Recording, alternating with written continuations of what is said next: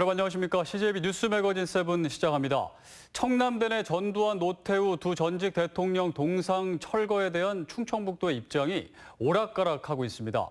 보도 자료까지 내서 철거 입장을 밝혔던 충청북도와 돌연 아직 결정된 건 없다며 입장을 번복했는데요. 충청북도가 시대 정신을 못 따라가고 있는 것 아니냐는 의문을 자아내고 있습니다. 구준회 기자입니다. 청남대 관리권자인 충청북도는 지난달 14일 보도자료를 통해 청남대 내 전두환, 노태우 두 전직 대통령 동상을 철거하겠다는 입장을 밝혔습니다. 5.18 민주화운동 40주년을 앞두고 시민단체가 철거를 요구하자 도정 정책자문회의를 열어 이 같은 결정을 내린 것입니다. 금고 이상 형을 받으면 전직 대통령 예우가 박탈된다는 법률적 근거도 제시했습니다. 그러나 청남대는 채 한 달이 안 돼 돌연 철거 여부와 시기가 정해지지 않았다는 입장을 밝혔습니다. 이시종 지사도 최근 동상을 어떻게 할지 다양한 의견을 듣고 있다고 말했습니다. 불행한 역사도 역사라는 등의 당초 결정과 다른 다양한 의견이 직간접적으로 전해지자 고민에 빠졌다는 겁니다. 도는 추가 법리 검토와 의견 수렴 과정을 밟겠다고 밝혔습니다. 하지만 충청북도의 고민과 달리 다른 지역에서는 5.18 40주년을 맞아 전두환 흔적 지우기가 이어지고 있습니다. 국가보훈처는 시민단체의 요구에 따라 전두환 씨가 쓴 대전현충원의 현판을 교체했고 해양수산부도 남극 세종기지에 있는 전 씨의 현판을 32년 만에 철거했습니다. 아직도 돌아오지 못하는 행방불명자가 있고요. 그 당시 죽임을 당하였거나 부상당해서 고통받고 있는 가족과 본인들이 있습니다. 그런데도 아직도 뉘우치지 않고 뻔뻔하게 거부하고 있는 전두환을 볼 때 시민단체는 역사 바로 세우기라는 원칙에 따라 반드시 철거가 이루어져야 한다며 조만간 충청북도에 구체적인 철거 계획과 협의를 요구할 방침입니다. CJB 뉴스 구준혜입니다. 청주시 가덕면의 한 공장 부지에 땅 주인 허락도 없이 누군가 산업 폐기물 수백 톤을 몰래 버렸습니다. 운 좋게도 화물차가 폐기물 버리는 걸 현장에서 적발했는데 이런 얌체 짓이 되풀이되지 않도록 철저한 조사가 이루어져야겠습니다. 박원 기자가 취재했습니다. 청주시 가덕면의 한 공장 창고. 창고 옆 부지에 각종 산업 폐기물이 산더미처럼 쌓여 있습니다. 창고 뒤편도 마찬가지입니다. 이렇게 유리 섬유 폐기물부터 저 위쪽에는 폐그물까지 종류도 다양합니다. 폐기물을 무단 투기한 화물차를 적발한 건 어제 오후 1시쯤. 인근 업체 대표가 전화를 걸어와 지금 당신 땅에 폐기물이 한가득 버려지고 있다고 알려줘 경기도 안산에서 차를 몰고 현장으로 달려왔습니다. 너무 황당하죠. 이거 참 너무 어렵게 산 땅인데 지금 새로 사업을 시작하려고 하는 상황에서 지금 이런 상황을 보니까 이렇게 너무 많아가지고 이걸 지금 어떻게 처리해야 될까 지금 저는 너무 고민스럽고. 곧바로 경찰에 신고해 화물차 석 대를 현장에서 적발했지만 해결된 건 없습니다. 구청 측이 화물차 기사가 작업 지시를 내린 업체 대표라며 불러준 곳에 전화를 했더니 자신도 지인에게 이 땅을 임대받았다고 발뺌했습니다. 도대체 누가 언제부터 폐기물을 버려왔는지 당장은 알 수 없는 겁니다. 아는 사람한테 자기도 재임대 받아갖고 그 폐기물을 하얗겠다고 얘기했는데 그건 더 확인을 해봐야 될 것 같아요. 서류도 뭐 없고 그래갖고. 최근 불법 폐기물 발생 책임자에 대한 징벌적 과징금을 강화하는 폐기물관리법 개정안이 시행됐지만 현실은 전국 곳곳이 몰래 버려진 폐기물로 몸살을 앓고 있습니다. CJB 뉴스 박원입니다. 어젯밤 옥천에서 5, 60대 여성 5명이 타고 있던 승용차가 대청호로 추락해 3명이 숨졌습니다. 사고 현장은 운전자들이 자주 쉬어가는 공터였는데 추락 방지를 위한 안전시설은 없었습니다. 안정원 기자가 취재했습니다. 칠흑 같은 어둠 속 119 구조대원들이 승용차 탑승자들을 들것에 실어 가파른 비탈면을 오릅니다. 승용차가 대청호에 추락해 물속에 가라앉고 있다는 구조 요청이 들어온 건 어젯밤 10시 20분쯤. 승용차에 타고 있던 5, 60대 여성 5명 중 2명은 깨진 유리창을 통해 가까스로 탈출했습니다. 나머지 3명은 구조대원들이 물에서 건져 병원으로 옮겨졌지만 목숨을 잃었습니다. 경남 양산의 한 사찰을 다녀온 후 대전으로 돌아가던 중 길가에서 잠시 휴식을 취하고 다시 출발하던 순간 사고가 난 것으로 보입니다. 지나가고 있는데 아주머니 한 분이 세워가지고 드라이브에다 놓고서 악셀을 밟은 줄 알았는데 후진에 잘못 나가지고 뒤로 빠졌다고 하시더라고요. 사고가 난 곳은 옥천군 안내면 국도 37호선 옆 공터로 운전자들이 자주 쉬어가는 곳입니다. 자칫 낭떠러지로 떨어지면 20m 비탈을 굴러 수심이 10m가 넘는 대청호에 빠지는 곳이지만 안전시설은 없었습니다. 공터 뒤쪽은 가파른 낭떠러지에 바로 밑은 대청호와 맞닿아 있는 곳이지만 이곳에서 가드레일은 찾아볼 수 없습니다. 사고 차량을 인양한 경찰은 차량 블랙박스를 분석하기로 했습니다. 후진으로 인한 사고로 보고 있습니다. 그리고 일단 차량을 인양을 해서 그 차량 내부에 있는 블랙박스 칩을 회수해서 그때 사고 당시 어떤 현상이었는지 확인을 해보고 사실상 도로 쉼터 구실을 하는 공간에서 참사가 발생하자 보은 국토관리사무소는 안전대책을 강구하겠다고 밝혔습니다. CJB 뉴스 안정은입니다.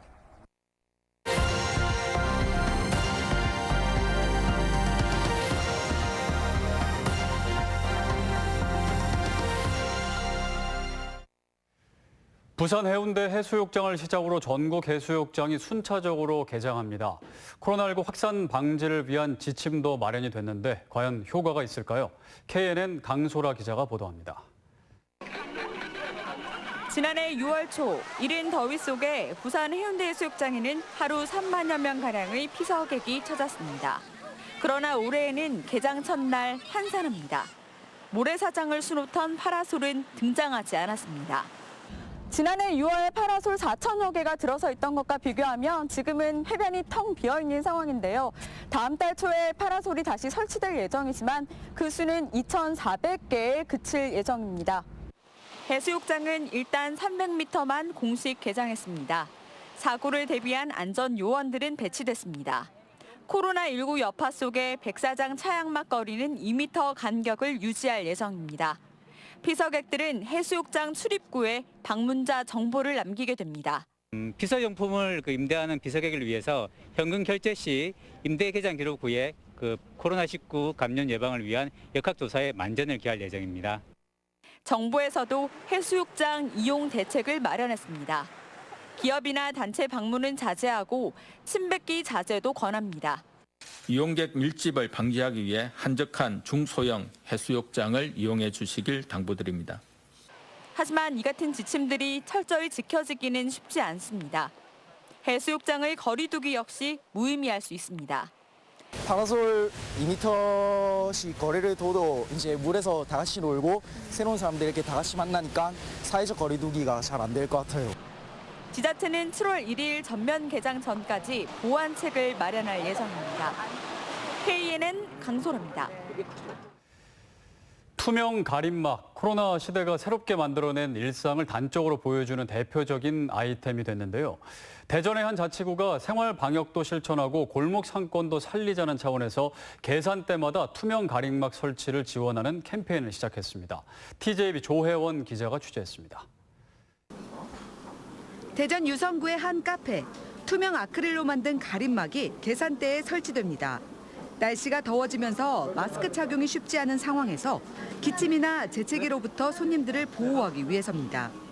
대전 유성구가 관내 식당과 카페 계산대에 투명 가림막 설치를 지원하는 안심 카운터 챌린지 캠페인을 시작했습니다.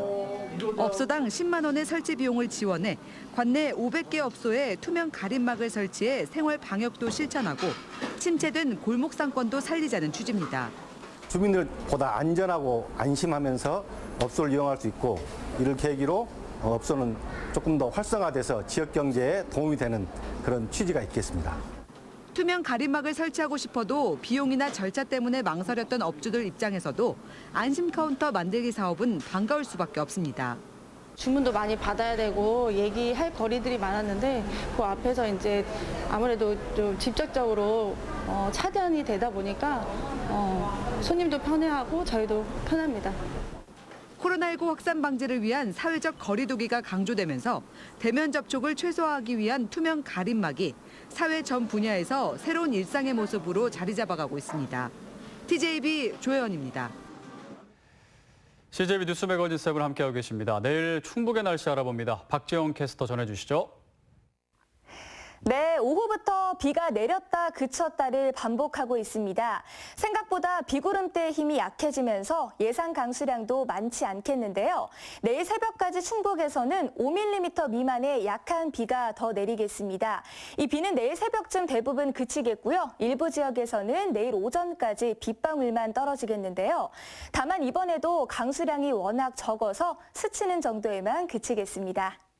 내일은 오후부터 다시 맑은 하늘빛을 되찾겠습니다. 원활한 대기 확산과 강수의 영향으로 내일도 미세먼지 농도는 좋음에서 보통 단계가 예상되는데요. 다만 낮 동안 햇살이 강하게 내리쬐면서 청주의 한낮 기온은 29도까지 올라 다시 더워지겠습니다. 날씨였습니다.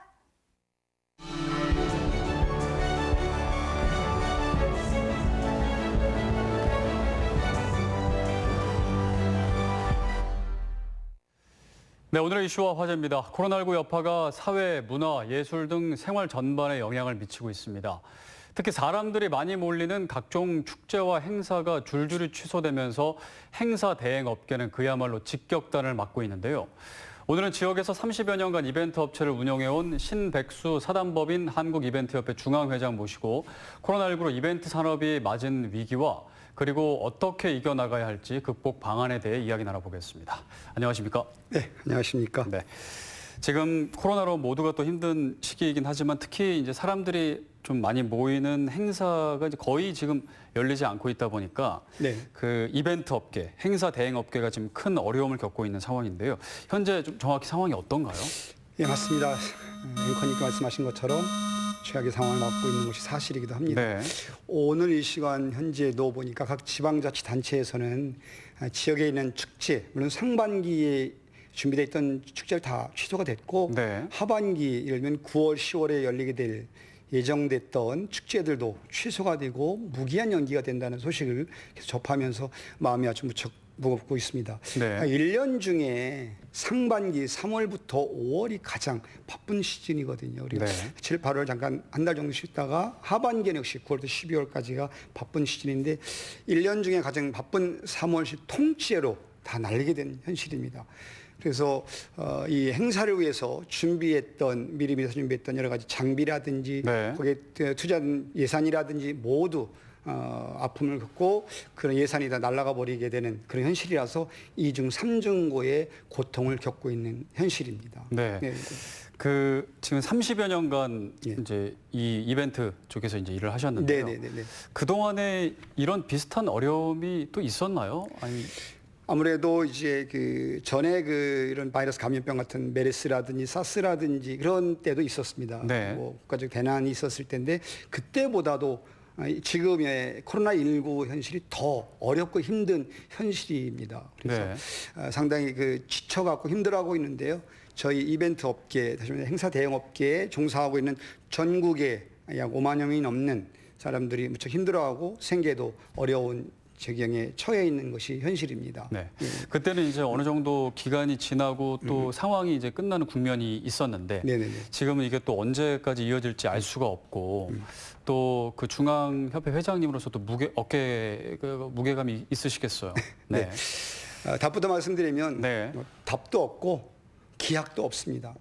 그래서 뭐 제가 지금 중앙회장의 업계에 있습니다만 전국에 있는 우리 이벤트업에 종사하고 있는 사람들에게 용기와 또 기다려보자, 버텨보자 하는 말밖에 없는데 사실은 지금으로서는 전 세계가 일어나는 이런 팬데믹에 있어서 힘들어하고 있지 않습니까? 그래서 이걸 어떻게 함께 타개해야 되는데 정부나 지방자치단체, 그리고 공기업, 기업체, 단체 등에서 함께 노력을 해서 저희들이 이겨나갈 수 있는 방법을 연구를 해보고 있는 상황입니다. 네. 그 행사 대행업, 이벤트업 하면은 이제 직접적으로 행사를 기획하는 분들도 계시지만 그 외에 함께 하시는 많은 또 간접적으로 함께하는 분들이 계시잖아요. 어떤 분들이 계시고 또 그분들의 상황은 현재 어떤가요? 네, 이벤트 행사 예를 들면 대표적으로 지역문화 축제도 있고 기업체 행사도 있고 공기업의 행사 다양한 행사가 있습니다. 네. 행사라든지 축제를 하려면 같은 협업이 이루어져야 됩니다. 그렇죠.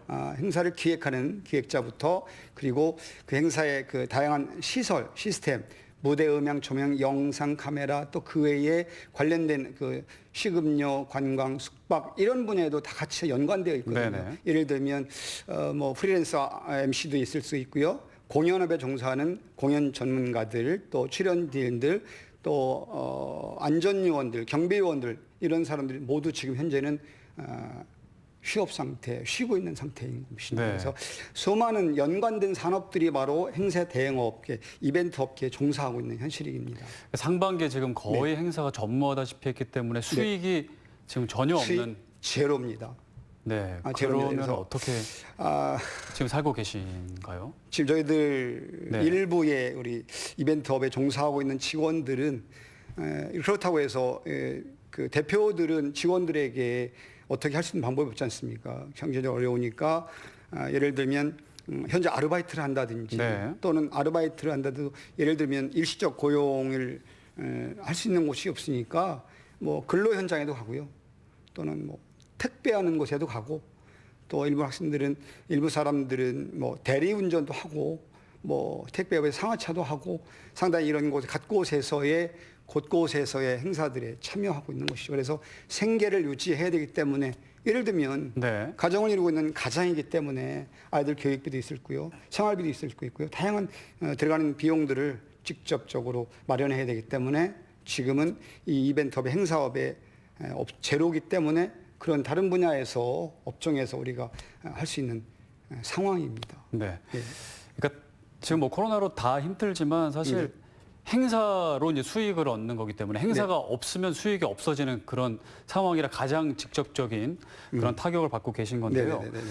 국가에서는 지금 이 이벤트업, 행사 대행업에 종사하시는 분들을 위해서 그럼 지원하는 그런 제도가 현재 있나요? 어떻습니까? 이제 보시는 것처럼 고용안전자금이라는 것들이 지금 있지 않습니까? 네. 그 고용안전자금, 특별고용안전자금이라든지 사실은 정부로부터 이렇게 지원해 준다 하더라도 일시적인 지원이지 않습니까? 정해진 몇 개월 정도, 3개월 정도에 대한 지원이기 때문에 그 비용을 다 받더라도 그 비용 갖고 다 사용할 수 있더라 하더라도 이후에가 문제인 겁니다. 네. 그렇기 때문에 지금 현재로서는 그 정부로부터 지원해 주는 것은 마땅히 받을 수 있는 환경입니다. 고용업종이라 지원받지만 그 비용들이 직원들을 모두 월급 주기에도 안 되고요. 네. 또 대표 같은 경우는 정말 아예 그 고용지원업종에서도 빠지게 됩니다. 네. 제외된 상황이기 때문에 직원들이 그 비용을 다 받아 어려운 상황입니다.